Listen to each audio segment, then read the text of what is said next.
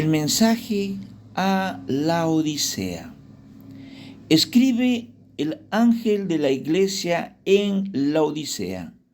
He aquí el amén, el testigo fiel y verdadero. El principio de la creación de Dios dice esto: yo conozco tus obras, que ni eres frío ni caliente. Ojalá fueses frío o caliente.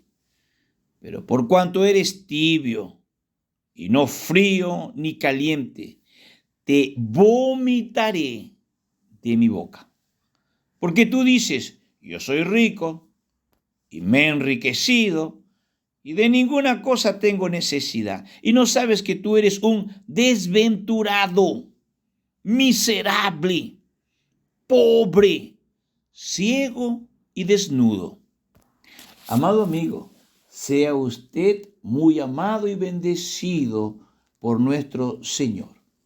Realmente nuestro Ministerio Libertad, que trabaja con jóvenes y personas que han fallado a Dios y a la sociedad, estamos empecinados a que más jóvenes vengan a los pies de Cristo.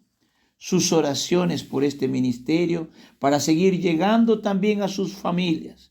Hoy día analizaremos a la iglesia acomodada que llegó a tener riquezas materiales, autosuficiente, que no tuvo necesidad de depender del Señor.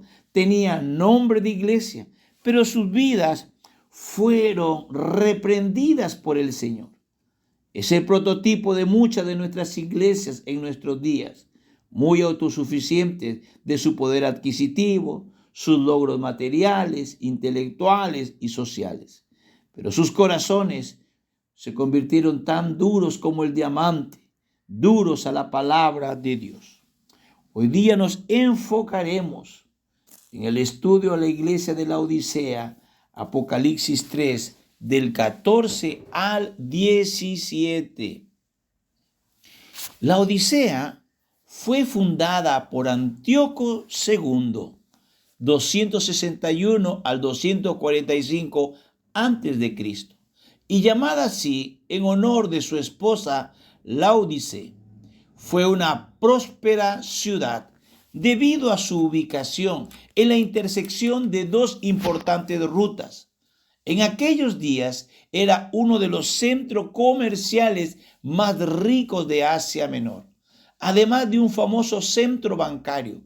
Tal era su riqueza que cuando la ciudad fue destruida por un terremoto en el año 60 a.C., sus habitantes fueron capaces de llevar a cabo su reconstrucción por sus propios medios, sin necesidad de apelar a la ayuda de Roma. La ciudad era famosa por sus manufacturas de ropa, confeccionadas con la lana negra de la región. También se enorgullecía de contar con una famosa escuela de medicina, donde se llegó a producir un ungüento con propiedades para curar enfermedades de los oídos y un colirio para las enfermedades de la vista. Otro detalle interesante es que en el año 62 a.C., allí había una importante colonia compuesta por más de 7,000 judíos, a quienes se les había concedido el derecho de conservar sus propias costumbres. Estos convivían con otros muchos grupos étnicos sin mayores dificultades. En la ciudad se levantaban muchas y preciosas mansiones cuyas ruinas todavía son visibles, y dada la riqueza de la ciudad, sus habitantes se caracterizaban por búsqueda del placer. Por eso entre sus edificios había un gran estadio, un hipódromo, 3 grandes teatros, baños termales, y se celebraban famosas ferias de mercadería. En este ambiente había también una iglesia cristiana, establecida allí por la predicación de Epafras o de algún otro discípulo de Pablo, que nos hace mención Colosenses 4, 12 y 13. El apóstol les escribió una carta que se extravió y que se debía leer también en la iglesia de Colosas. y la que se escribió a los colosenses debía ser leída en la Odisea. La relación entre ambas iglesias no es de extrañar, puesto que Colosas se encontraba a tan solo 15 kilómetros al este de la Odisea. En cuanto a la iglesia en la época en la que Juan escribió el Apocalipsis, no se registra que sufriese algún tipo de persecución o tuviera herejías. Su problema era el orgullo y la ignorancia, provocados por su autosuficiencia y complacencia. Por esta razón recibió la condenación más severa de todas las que encontramos en estas 7 cartas. El remitente de la carta. Y escribe al ángel de la iglesia en la Odisea: he aquí el amén, el testigo fiel y verdadero, el principio de la creación de Dios, dice esto. Como en ocasiones anteriores, el remitente de la carta es el Señor Jesucristo, quien se vuelve a presentar con alguna de las frases con la que fue descrito en el capítulo 1. He aquí el amén, el testigo fiel y verdadero. Esta expresión subraya la fidelidad del Señor Jesucristo.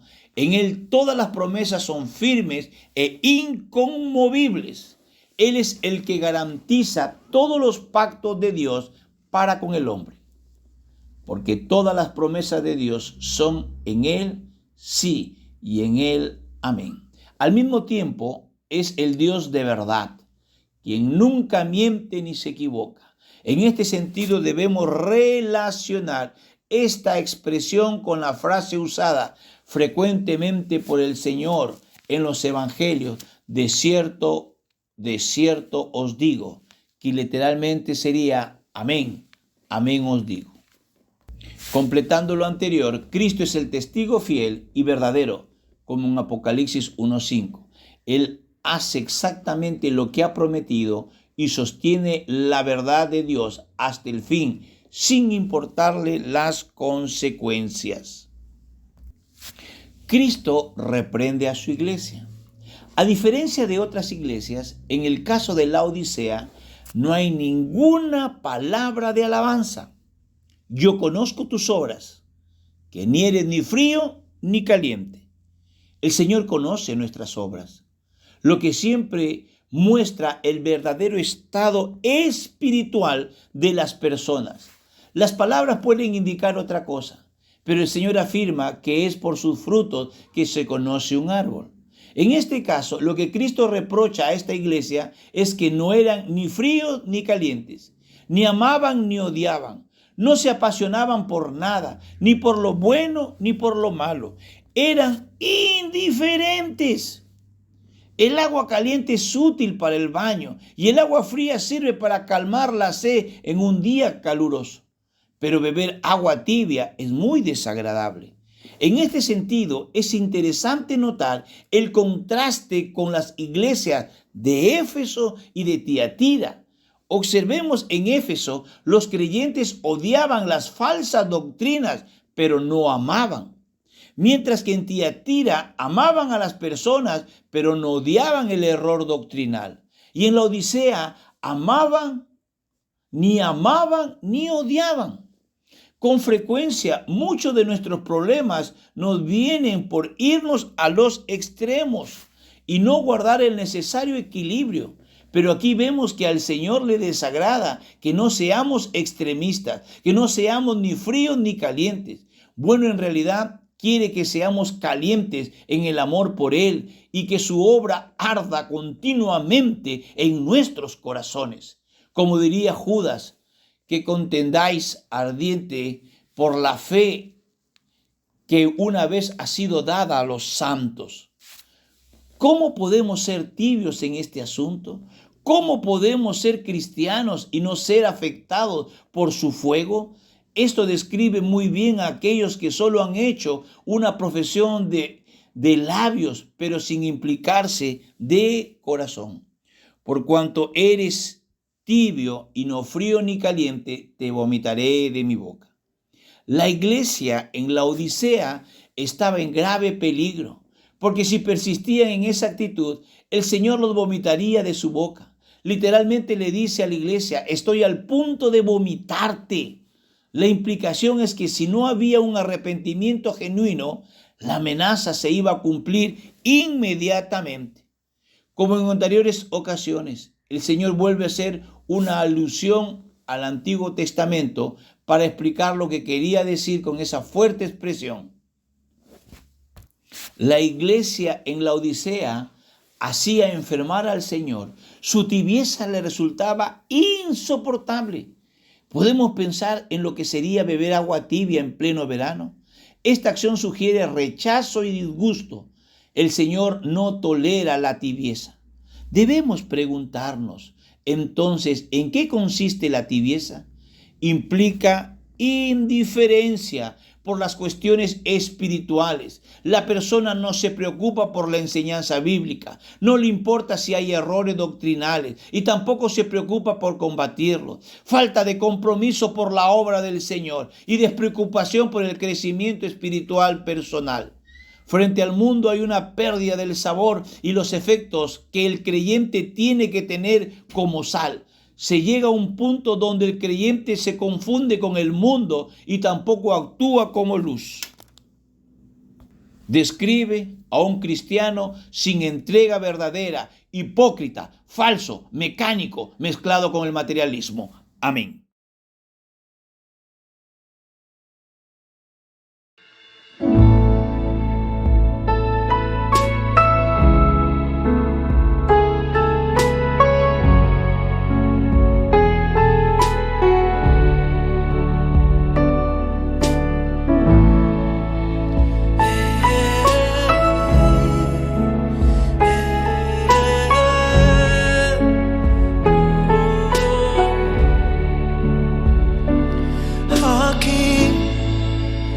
Postro ante ti, en el silencio te quiero sentir.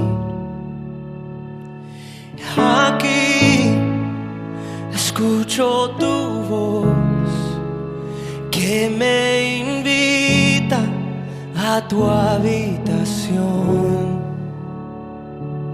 Me hace